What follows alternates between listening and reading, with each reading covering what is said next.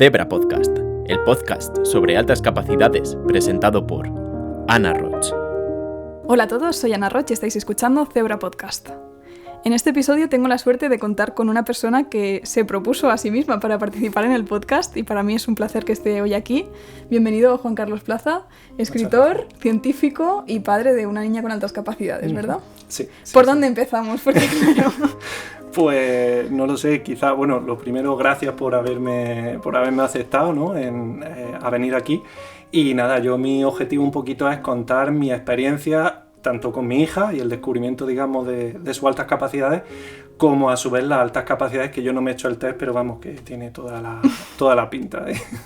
Hay muchas pruebas. Y cómo cambió eso un poco mi vida y la forma de verla. Bueno, suena súper interesante, así que lo primero que te quería preguntar es un poco cómo es tu primer contacto, ¿no? Con este término, altas capacidades, que además me hablabas antes fuera de cámaras que tú ya lo llamabas anteriormente superdotación. Es lo que había oído siempre. Sí, desde luego. Entonces, ¿cómo es tu primera toma de contacto con este tema? La primera toma de contacto es que nos llama la profesora de mi hija cuando estaba en infantil, en 5 años, y nos dice que le gustaría reunirse con nosotros y demás, y nos empieza a contar que la ve muy avanzada y demás, y la propone para hacerle las pruebas de altas capacidades. Nosotros en principio nos pareció un poco raro porque no la veíamos espabilada, pero tampoco la veíamos para tener altas capacidades. Pero claro, si lo piensas es que hoy día en las sociedades en las que vivimos no tenemos experiencia ni contacto con niños, con lo cual no tienes con qué comparar. Entonces claro. ¿A ti, tu hijo te parece...? No, y encima si lo comparas contigo, que sois muy iguales... Claro, ¿no? La mía empezó a leer con 3 años, pero es que yo también, digo, pues es lo normal, ¿no? Tampoco es raro empezar de pequeño a leer. Y a raíz de eso, pues dijimos que sí, por supuesto, que hiciese las pruebas y demás, y salió claramente de altas capacidades, no había ninguna duda. Y ese fue el primer contacto, digamos, y cuando conocimos el término. A partir de ese momento, bueno, ya cuando nos lo dijo, ya empezamos con ello, empezamos a leer libros, a escuchar podcasts, a buscar información. Hoy día no estamos limitados solo a libros, ¿no? También tenemos podcasts, videos de YouTube, hay de todo, muchas fuentes. Hay que ser críticos, pero hay mucha información. Y ahí es cuando empezamos a informarnos sobre todo esto y los problemas que iba a conllevar, porque esto es lo típico, no sé dónde lo leí, que decían que los padres cuyos hijos son, no sé cómo llamarlo, normales, es que no sé cómo se le dice. Sí, neurotípicos, ¿no? Neurotípicos, vale. Los padres de hijos neurotípicos les gustaría que sus hijos fuesen de altas capacidades y los que tienen hijos de altas capacidades preferirían que fuesen normalitos. Entonces, y es un hecho, es cierto. Pero bueno, en el fondo esto se dice, pero no es así. Al final las altas capacidades tienen muchas desventajas, pero también tienen unas ventajas muy importantes y yo creo que te hacen la vida más fácil. Por lo menos mi experiencia de vida es que la vida ha sido mucho más fácil. Mira, me parece curioso que digas esto porque no lo diría todo el mundo, creo. Hay gente que, de hecho, se centra mucho en la parte negativa o a lo mejor pues no ha tenido la forma de afrontarlas que hayas podido tener tú quizás y lo ve como más un impedimento. Pero bueno, yo estoy súper a favor, ¿eh? Y de hecho creo que si las aprendemos a entender bien, nos pueden ayudar mucho en muchos aspectos. Y cuando os proponen esto de hacer la evaluación de vuestra hija y tal, vosotros empezáis a leer sobre este tema y qué opinión o qué sentimientos os suscita todo esto. Es decir, ¿es alegría, es miedo o simplemente curiosidad? No sé, ¿cómo lo afrontáis? Claro, yo creo que hubo dos puntos de vista, evidentemente, porque somos dos, ¿no? La familia, los padres de la niña.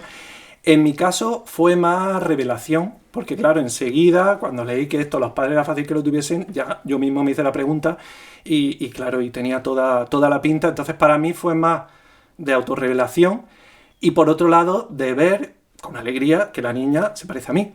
Claro. Quiero decir que eso a cualquier padre le gusta que sus hijos sean como ellos, ¿no? Y claro, ya entendía muchas cosas y demás. Mi mujer, aunque es neurotípica, podríamos decir, pero yo considero que no está en la media ni mucho menos. Es muy inteligente, es muy curiosa, la matemática no se le dará bien, otras cosas tal, pero vamos, está muy por encima y, por ejemplo, en inteligencia social y emocional a mí me da 1000 vueltas, quiero decir, nada que ver. Con lo cual, vale, no será altas capacidades, pero ya en ese sentido, pues la veo muy inteligente, si no, no estaría con ella, ¿no? Y ella, por ejemplo, ya se había estado informando mucho, no de altas capacidades, pero sí de otras cosas. La educación que le dimos a nuestra hija, nunca sabremos si viene por la genética, si viene por la educación que le dimos o por el azar, ¿no? Pero mi mujer se empapó y se estudió, bromeábamos siempre con que se había sacado un doctorado en educación, porque le hicimos el movimiento libre de Pickler, el baby led weaning, le hicimos todas las corrientes así más modernas, más hippies, ¿no? De educación.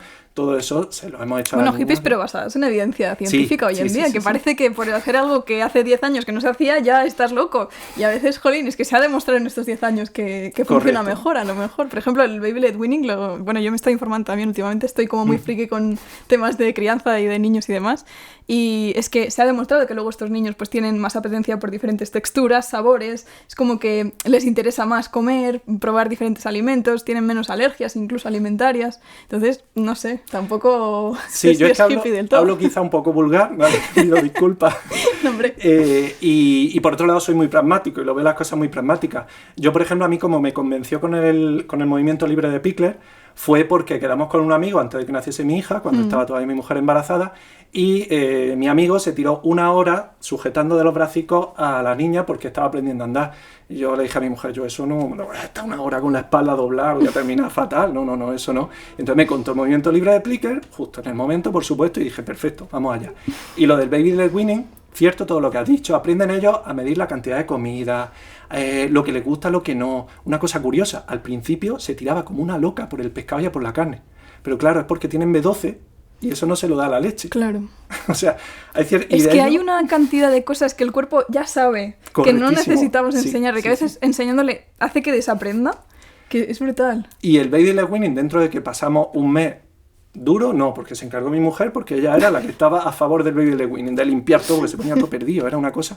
Pero lo cierto es que después, nosotros para cenar con la niña, nos sentamos los tres, desde que es muy bebé, desde que cena ella, desde que come, vamos, y cenamos juntos, en la mesa, sin una tele, sin tal. Cuando vamos al restaurante no hay móvil ni nada, ella come en el restaurante y se espera y ya está. Claro. Un cuadernito para que pinte, dibuje y tal. Pero eso, por ejemplo, con otros padres no lo veía. Tenía que darle primero uno la comida y luego se cambiaban. Y, o darle la tablet para que coma, ese tipo de cosas. Exacto, y bueno. Entonces hicimos todo ese tipo de educación. Un detalle, por ejemplo, que también sirvió fue que vimos, por azares del destino, vimos una charla TED donde intentaban buscar por qué unos niños salían más inteligentes que otros y buscaban el origen, digamos, por parte de los padres, ¿no? Buscaban si era genético, si era por el nivel sociocultural, si era por la etnia, si era... En fin, miraban muchas cosas. Y al final se dieron cuenta, con métodos estadísticos, que era por el nivel de educación de los padres. Padres universitarios generaban niños más inteligentes. Sí. Entonces, la explicación que se encontraba para eso era que los padres universitarios tenían normalmente más vocabulario que alguien que no tuviese ese nivel de estudio. Y el vocabulario, claro, en los niños, en los primeros 2-3 años, su cerebro, sus conexiones neuronales se desarrollan sobre todo por el tema del vocabulario. Con el lenguaje. Entonces, claro, nosotros en cuanto vimos esa charla dijimos, se acabó, nada de guau guau, ni run run, ni nada. Se le dice el vocabulario de las cosas como son. Y de hecho con los abuelos se sorprendían porque la niña estaba aprendiendo a hablar y decía, mira, un coche. Y decía, no, hija, una furgoneta. Porque tenía claro que había que hablarles como personas, ¿no? En el fondo es que mucha gente educa a los niños como niños y los niños no son niños, son personas pequeñas, que están en formación, son un proyecto de personas, pero son personas y el respeto es importante.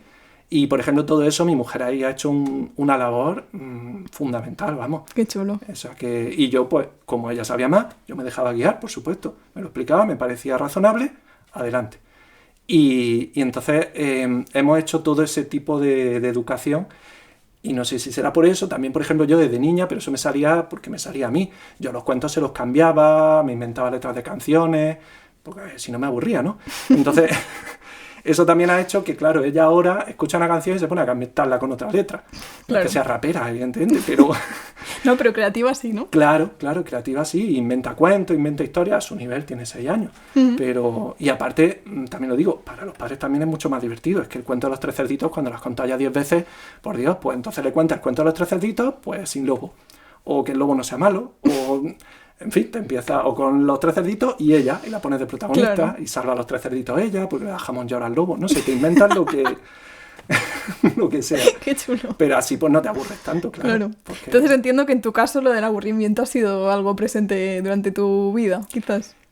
Podría haber sido, pero por suerte no. ¿Has encontrado la forma de...? Sí, aunque en este caso mis padres no me apuntaron a actividades extraescolares, no hicieron nada al respecto. Claro, o sea, ¿a tus padres en algún momento se les planteó que pudieras tener alta capacidad o que fueras más inteligente que la media de la clase? O... A ver, yo soy del 80, con lo cual en aquella época quizás no estaba tan extendido y faltaba ese conocimiento. Mis padres no son universitarios y son gente normal. Mi padre es conductor y mi madre pues era cocinera, quiero decir, nada del otro mundo.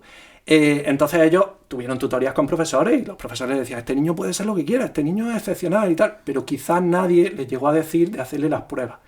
Quizás se lo dijeron y le dijeron, nada, déjalo que nada.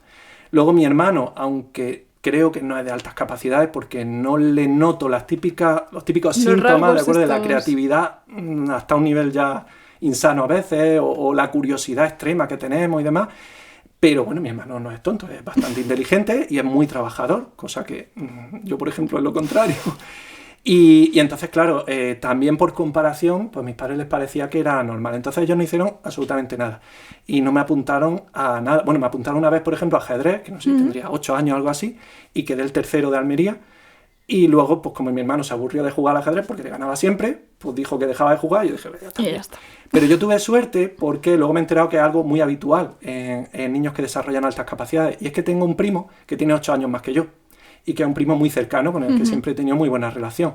Claro, porque yo también tenía un nivel intelectual que estaba más cerca, no era el de mi edad, ¿no? Claro. Y este primo de 8 años hizo algunas cosas muy bien, otras mal, lo hizo a nivel inconsciente, quiero decir, me puso pelis de zombies con 8 años, lo cual no creo que no figura en ningún manual de psicología ni en ninguna práctica. No, crianza respetuosa a mí no me suena que recomienden eso. No, pero por otro lado, es verdad que me introdujo en mundos que no hubiesen estado a mi alcance, no hubiese ni conocido en ese momento, desde la lectura de novelas de ciencia ficción y cosas así, que yo en mi casa no hubiese tenido, sino claro. Los juegos de rol, que eso, por ejemplo, es una vía de escape para la creatividad y para increíble, los juegos de tablero, que también para la lógica, la estrategia y demás. Entonces, ¿qué ocurre? Que yo en el colegio, yo jugaba partidas de rol con los amigos en el recreo. Enganchaba a los que podía, no sé cómo los convencía y los ponía a jugar a rol. No necesitabas extraescolares, con esto ya vamos. Entonces, claro, toda mi vida no me he aburrido porque siempre he tenido cosas que hacer, creativas, de inventar, de todo eso. No por el afán tampoco competitivo, nunca he sido especialmente competitivo, no soy ambicioso, sino por eso, la parte creativa. Entonces yo pues creaba historias para hacer partidas de rol, para mi amigo y demás, y con eso la verdad es que siempre no me he llegado a aburrir. Incluso ahora de adulto sigo sin aburrirme. De hecho, genero más actividades de las que debería. Me gusta mucho hablar de creatividad con un científico porque a veces parece que son como dos términos completamente opuestos, que por un lado está pues la mente humanista, como dispersa, sí, loca, creativa, el mito del músico, cerebro izquierdo y el derecho. Sí, era... pero en realidad es que es todo lo mismo, o sea, estamos hablando de que todos convivimos en el mismo mundo y hay muchas disciplinas que se dan la mano unas con otras.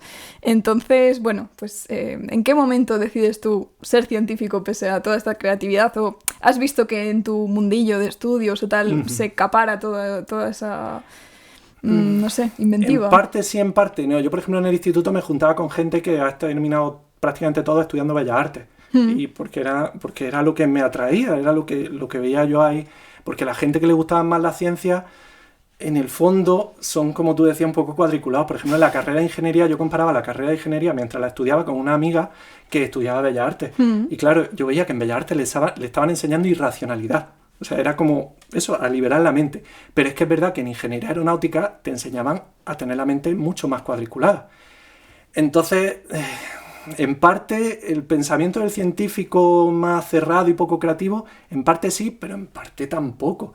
De hecho, si mira históricamente, hay dos tipos de científicos. El que se dedica a acumular datos y a hacer su ensayo de laboratorio, que tiene mucho mérito y que hay que hacerlo, ¿de acuerdo? Hasta que llega luego el genio, el creativo, que coge esos datos y dice, pues mira, es que esto puede ser, y se le ocurre la teoría y la desarrolla. Claro. De hecho, Einstein desarrolló la relatividad general y estuvo muy involucrado. La mecánica cuántica empezó gracias al primer pasito de Einstein, con el fenómeno fotoeléctrico y demás.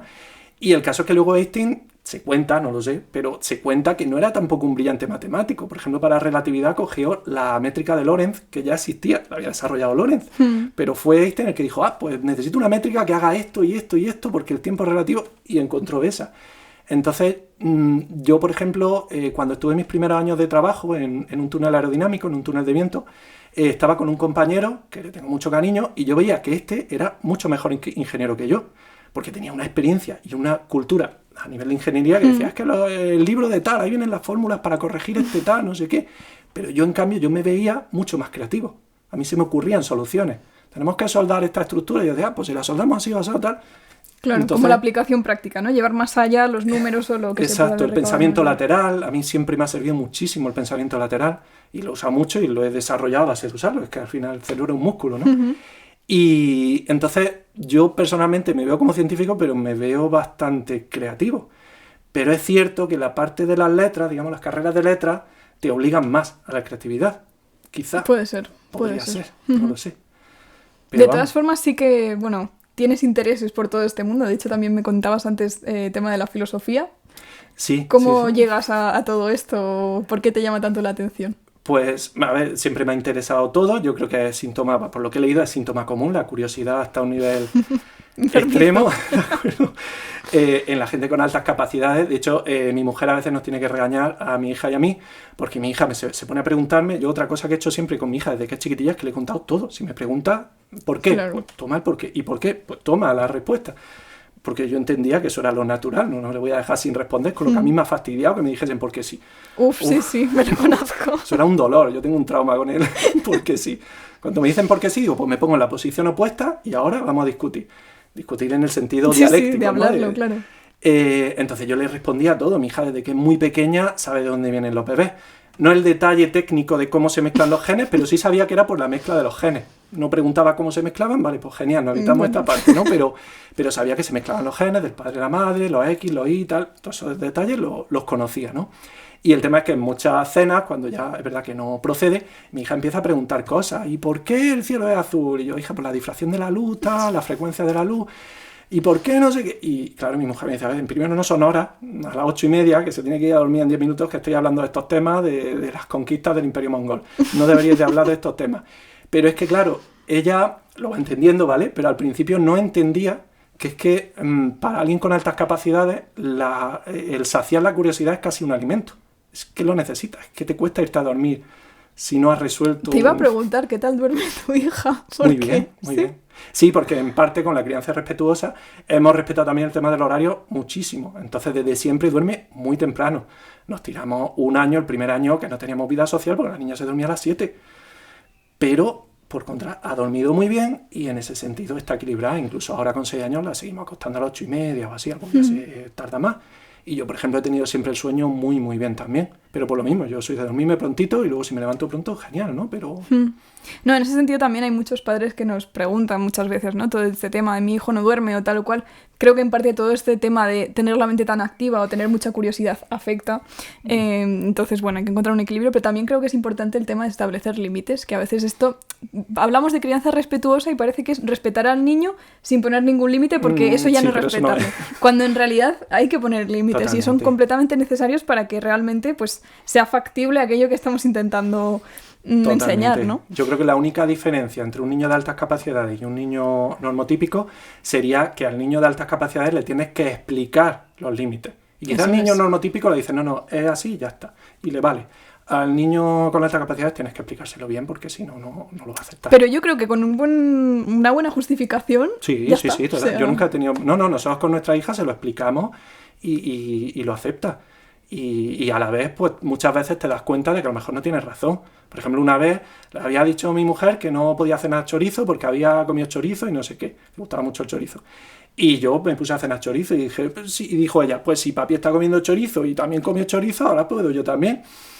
Es que tienes razón. Entonces, pues toma chorizo. Quiero decir, también hay que ceder, ¿no? Pero sí, los límites son básicos. Es cierto que los límites se van ampliando cuando van creciendo, que tienen que ser límites razonables, que no debes de establecer límites en cosas que no te importan. Por ejemplo, si no te importa que, no lo sé, que se manche comiendo, pues no le pongo un límite ahí, que coma con las manos, no pasa nada.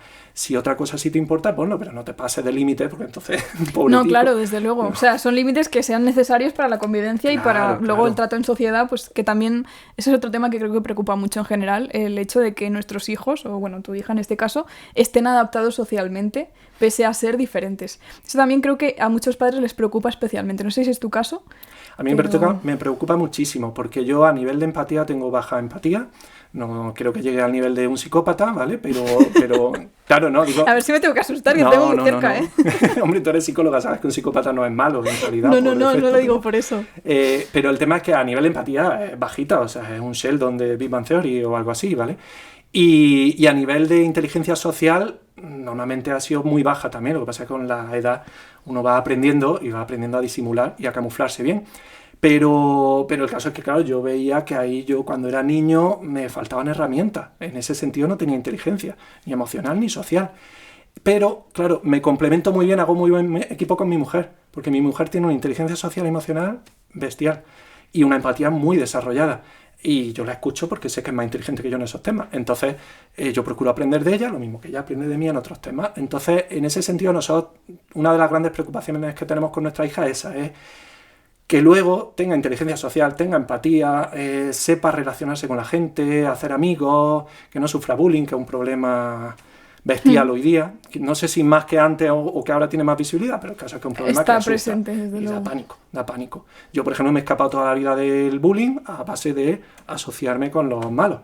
Y Es que cuidado con los males de la clase, que son neurodivergentes casi todos. O sea, es una cosa... Esto de portarse mal y tal, cuidado que... yo no me portaba mal, pero me juntaba con ellos para evitar que luego pudiese haber... Para que no se pusieran en tu contra. Claro, y de hecho, por ejemplo, en COU, en el último curso ya del instituto antiguo, digamos, lo que sería segundo de bachillerato hoy, me acuerdo que los jueves iba a primera clase, convencía a un grupo y nos íbamos al cibercafé a jugar a los juegos en línea y tal. Claro, luego ellos suspendían todo y yo sacaba mis 10, pero... Bueno, eso ya cada uno, Eso ¿no? ya cada uno, pero claro, yo he tenido que hacer ciertas estrategias que se me han tenido que ocurrir a mí, pero que podrían no haberse me ocurrido y podría haber terminado muy mal, en realidad. Entonces yo quiero que a mi hija no le pase eso, pero bueno, estamos intentando desarrollar mucho también esa parte. Lo que pasa es que, claro, yo a nivel personal, digo, no sé si ocurrirá con el resto, pero es que a nivel personal, claro, es que te ves muy diferente. Todo el mundo es diferente, o sea, neurotípico, o sea, todo el mundo es diferente. Sí, pero hay ¿no? ciertos convenios sociales que están como muy establecidos y en los que mucha gente se siente cómoda, ¿no? Y que de repente es como yo, por ejemplo, a mí me pasa, yo voy por la calle y veo que pues la mayoría de la gente está de acuerdo y con un mindset concreto y yo digo, pero yo no, aquí no. Te lo cuestionas. Aquí y hay si no algo veo, que no... Claro, si no veo una justificación, no lo va a aceptar. Es que, si es que es típico Sí, sí. en los neurodivergentes. Y claro, y yo siempre me he sentido muy apartado, muy diferente. Incluso yo cuando llegué a aeronáutica, claro, yo en mi familia no había nadie que hubiese estudiado carrera. Fui yo, digamos, el primero que hizo una carrera. Y yo llegué con miedo, porque me iba de casa a estudiar ingeniería aeronáutica, que me había entrado por ahí el tema. Que encima no es cualquier carrera, ¿no? Sí, sí, exacto. Y me encuentro allí gente que llevaban unas notazas de instituto mejores que las mías. Y yo llevaba notas buenas, pero es que esta gente era mejor. Eso sí, llegan los primeros exámenes y empieza a suspender todo. Claro, también una carrera que en aquellos tiempos, a principios de siglo, es que estamos hablando que el 83%, según comentaban, no seguían la carrera, o sea, abandonaba la carrera. O sea, era dura.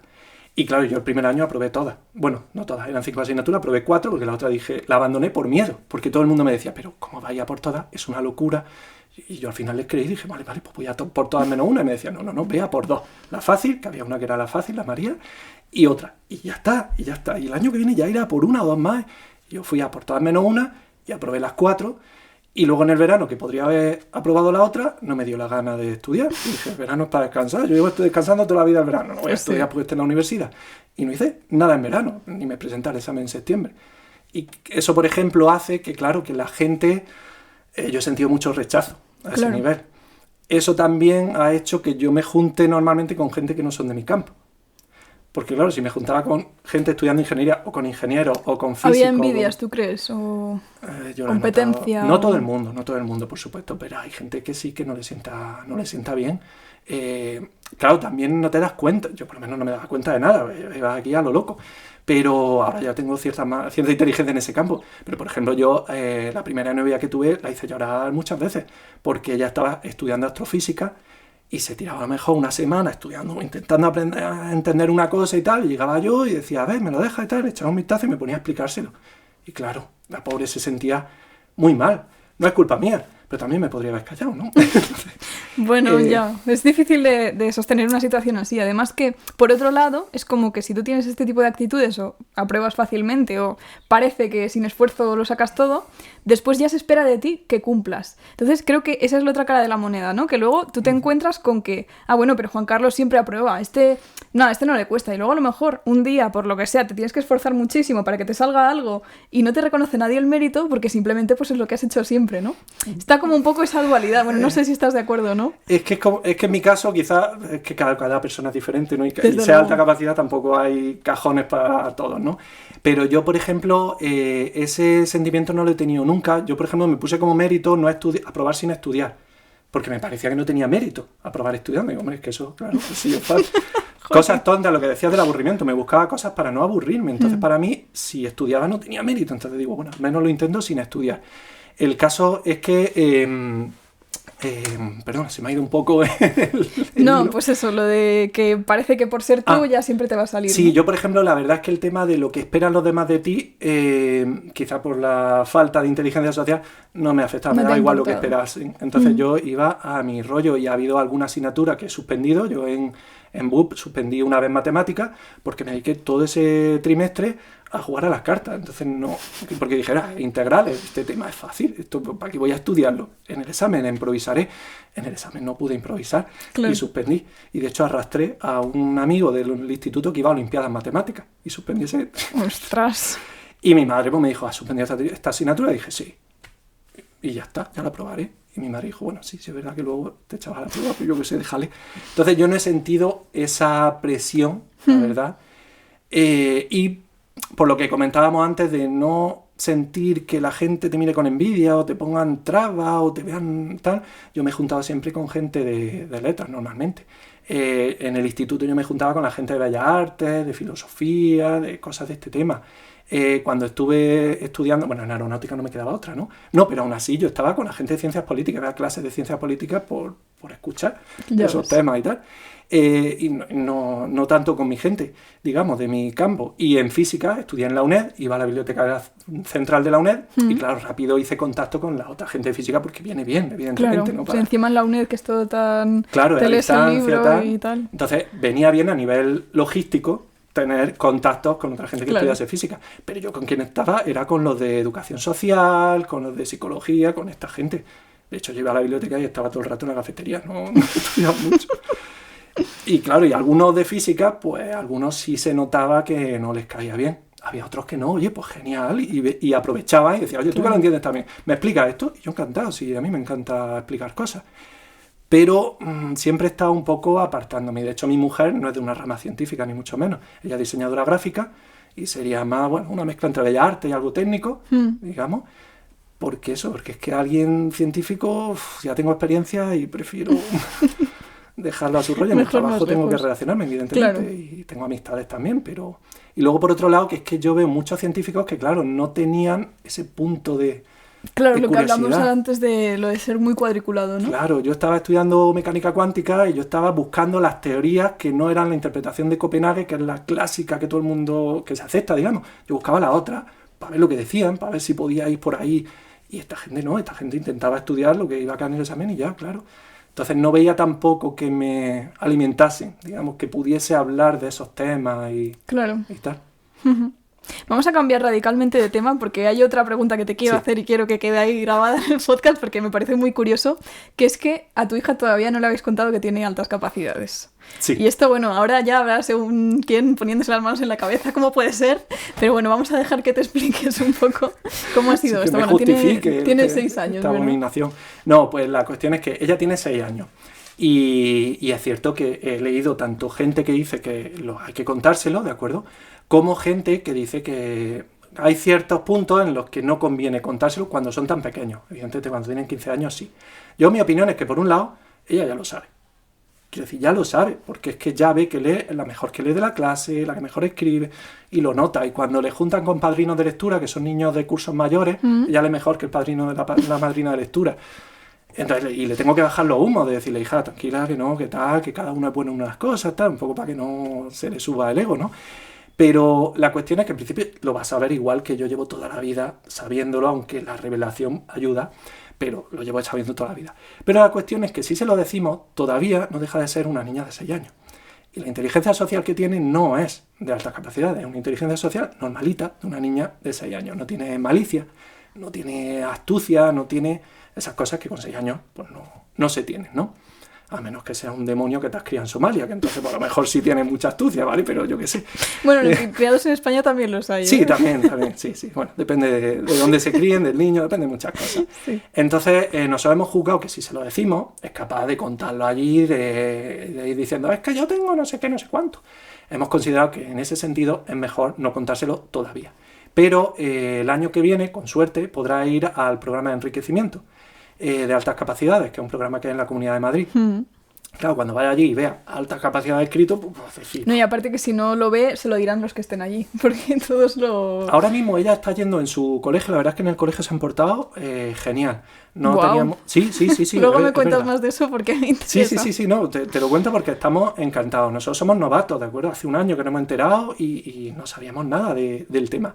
Pero en el colegio nos han dado muy buenas indicaciones y la tutora que tiene ahora mismo mi hija se está portando de forma excelente, tanto porque ella está proponiendo cosas como que nos está escuchando. Yo, por ejemplo, le avisé de las tareas. Dije, mira, a mí de niño me ha pasado que yo tenía que estar haciendo trampas con las tareas siempre. Que decían, hay que hacer la tarea. Yo no la hacía. Y cuando decían, ¿tenéis la tarea hecha? Yo levantaba la mano. Claro, cuando te sacan a la pizarra, pues lo haces, aunque no haya hecho la tarea. A mí esto me pasó con un texto que eran como 2 párrafos. Redacta un párrafo sobre no sé qué y otro no sé cuál. Y yo me tocaba a mí, no levanté yo la mano, me tocaba a mí. Y hice así con el cuaderno y como si lo leyera. Y luego me dice, ¿lo puedes repetir? Y entonces yo más o menos lo repetí y creo que coló. Pero es verdad que sí, esta es una muy típica. Son trampas y no creo que esté bien. Entonces yo, por ejemplo, le dije, mira, pasan estas trampas, no le envíes tareas. No le envíes tareas. Si no le hace falta, ¿para qué le vas a enviar que haga sumas? Si ya está la niña haciendo sumas y restas y no sé qué. Y la verdad es que en ese sentido está muy bien, porque yo le pregunto a mi hija, ¿te ha mandado tarea? Y dice, a mí se la ha olvidado. Pues nada, qué memoria que tiene tu profe. Y ya está, la niña tan contenta. Luego le manda tareas específicas diferentes a las de los demás. En ese sentido se han portado muy bien. Han montado una clase, que es solo una horita en la semana, digamos, en la que juntan a niños todos de primaria y creo que hay una niña de infantil y hacen como proyectos.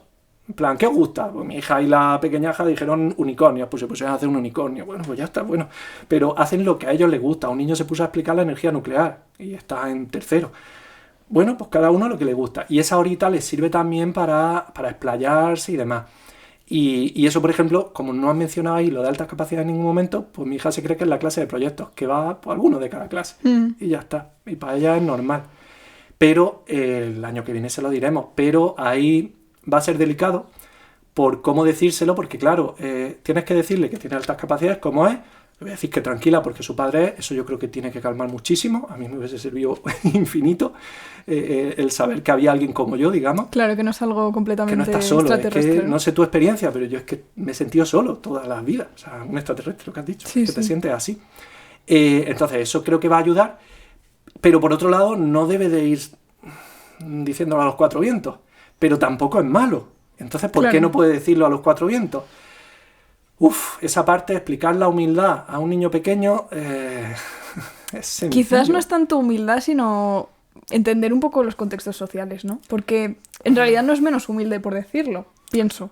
Sí que es verdad que eso es muy complejo y además hay gente a la que se lo dices y ya te tacha directamente de prepotente, de engreído y que encima pues vas alardeando de que encima algo que es mentira. O sea, a mí misma, que ya ves tú, yo me dedico a esto, hablo de esto todos los días, hay mucha gente por redes, pero tú seguro que no las tienes porque mira qué tonterías dices. Lo he visto. Y es como que digo, a ver, que me da igual, que si tú consideras que no, pues perfecto, pero yo qué sé, ¿sabes? Sí, que en parte si lo piensas a nivel estratégico te están dando movimiento a la publicación. Da igual, pero como que todo el mundo tiene opinión en esto, ¿sabes? Entonces sí. Yo creo que es más la inteligencia de saber en qué momento se puede decir o en qué contexto se puede decir, que no que sea una cuestión propia de ego el hecho de decirlo o no. Yo, mi experiencia personal negativa es que conviene ocultarlo lo máximo posible. Es triste, pero ya está. Y cuando alguien te dice, qué suerte, que ha aprobado el examen, y tú dices, pues sí, es que he tenido una suerte. Ya ves. Es que justo lo que... Y ya está, chico. Y si te dicen, ¿has estudiado? Sí, estudia mucho. O sea, ya está. Para mí es un poco encrucijada moral porque, claro, soy la primera que intenta hacer divulgación de todo esto y creo que cuanto más conozcamos lo que es la alta capacidad realmente, sin pensar que son superhéroes ni que son personas estratosféricas, sino que son personas iguales que nosotros, pero diferentes en otros aspectos, pues mejor nos va a tratar la sociedad y más inclusión va a haber. Y creo que eso es muy importante como reto a un futuro, ¿no? Pero claro, es verdad que por otro lado, pues es que te puede generar muchos problemas que se sepa. Entonces es un buen problema, la verdad. Sí. Y más sí, claro, sí. para una niña pequeña. Una niña pequeña Encima que todavía, niña, que es que claro. si es un niño, pues no sé por qué, pero en general Ya, tiene un poco más de ya. licencia para decirle. Ya, Los niños, eso a mí me cuesta entenderlo porque, claro, yo soy niño, o sea, Claro. soy hombre y he vivido como niño. Pero, claro, mi mujer me cuenta sus vivencias como niña y, claro, me doy cuenta que es que son mundos muy diferentes los que vivimos nosotros, los que vivís vosotras. No está bien, pero el caso es que es lo que es, ¿vale? No. El origen es social, cultural, son mil cosas. Hay parte biológica también, claro que sí, pero es complicado. Y lo de las niñas con altas capacidades que no se detectan es muchísimo más alto. También nosotros la testosterona nos hace arriesgado y temerario. Entonces no te da miedo dar el paso adelante. Y dices, sí, yo voy para adelante y no piensas en las consecuencias y tal. Estamos medio locos en ese sentido. Pero claro, las niñas no. Entonces es complicado y veremos cómo se va desarrollando el tema. Pero a mí, por ejemplo, me preocupa mucho eso y me preocupa mucho lo del esfuerzo. Mi caso, a mí no me han motivado, no me han alimentado, digamos, mis capacidades creativas, mi potencial, digamos, no ha sido alimentado nunca, más allá de lo que me he buscado yo las castañas, ¿no? Y el tema es que, claro, yo he aprendido, desde el principio me han educado a que mi trabajo era estudiar. Por tanto, yo, si aprobaba, ya estaba bien, estaba cumpliendo mi trabajo. Entonces ha hecho que yo vaya a mínimos toda la vida. Es verdad, y además es una cosa muy típica, ¿no? Lo de, bueno, mi hijo me han dicho en el cole que a nivel emocional no sé qué, pero bueno, va sacando buenas notas, eso es lo importante. Y es como, pero eso no tiene nada de importante, por favor, En el vamos a fondo, centrarnos en lo demás. Pero Claro. es verdad que hay muchos padres que tienen esa mentalidad, ¿no? De, va sacando buenas notas, que es lo que tiene que hacer, pues ya está, todo bien. A ver, que mis padres, dentro de lo que tenían y en la época que estaban, está perfecto. Allí no había información como ahora No, ni desde nada. luego, tampoco lo juzgo, solo lo comento como Claro, algo claro. que... Y yo tenía un hermano y una cosa que han hecho muy bien es que no han hecho diferencia entre los hermanos y mi hermano y yo nos hemos educado En bien igualdad los de dos. condiciones, ¿no? No en igualdad de condiciones, sino sintiendo que ninguno era el favorito, ni ninguno mejor que el otro, lo cual me parece Eso es súper difícil. fundamental, sí. Y lo han logrado, ¿no? Pero claro, yo al final he desarrollado un nivel de vagancia que es muy grande, o sea, porque como no me ha costado nada en la vida, nada en ninguno de los sentidos, pues claro, te acostumbras a que nada cuesta nada. Entonces el valor del esfuerzo no lo desarrollas. De hecho, llega en tu foro interno, en tu esquema de valores, a la gente que se esfuerza no tiene mérito, pues se están esforzando. Claro. Es como que Sí, ha casi lo conseguido desprecia. esto, pero mira lo que le ha costado conseguirlo. ¿no? Claro, a mí me ocurrió eso hasta que llegué a las oposiciones.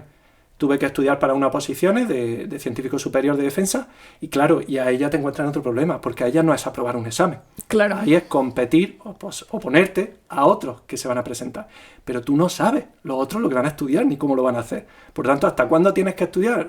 A mí me ha pasado toda la vida, supongo a ti también, que éramos muy capaces de calibrar qué temas iban a entrar al examen y cuáles no. De calibrar cuánto había que estudiar para el 5. No estudiabas para el 5, estudiabas para el 7 y así tienes tu margen de Claro. seguridad. Pero que con suerte luego sale a 8, 9 y tirando, ¿no?